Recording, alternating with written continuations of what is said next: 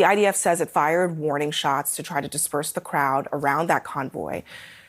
Do you lend any credibility to that explanation? And from the eyes of the world, does it matter what the explanation is for what we saw unfold?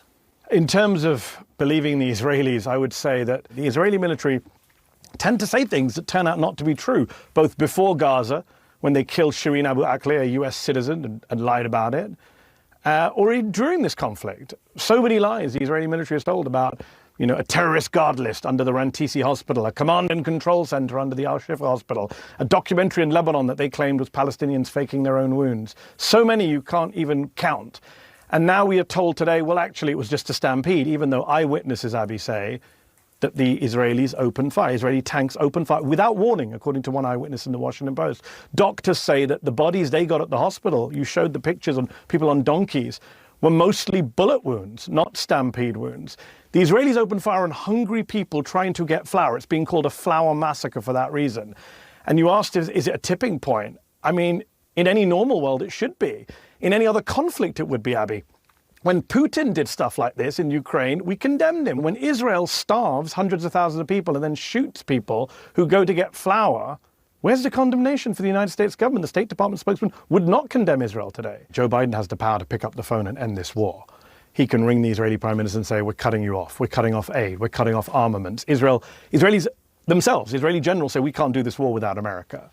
He hasn't done it. He didn't do it after 10,000 dead. He didn't do it after 20,000 dead. Today we crossed 30,000 dead. You have to ask the question why. This is a man who's seen as the great comforter in chief, the great empath, has had huge personal tragedy in his own family, and yet 30,000 Palestinians, according to his own defense secretary today, 25,000 women and children.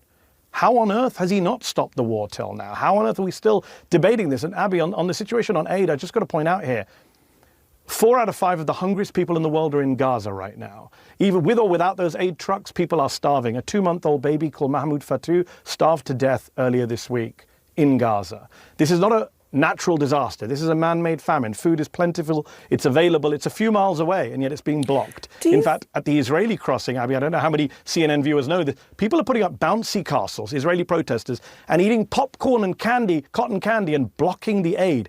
That is crazy. To get a ceasefire. Remember, the rest of the world wants a ceasefire. It's America that has blocked this at the UN Security Council. Even other Western nations have backed a ceasefire. It's Biden blocking it. A new study came out this week that said even if you get a ceasefire tomorrow, 6,500 Palestinians will die in the next 6 months from the public health conditions. And if you don't get a ceasefire tomorrow, 58,000 Palestinians will die over the next 6 months.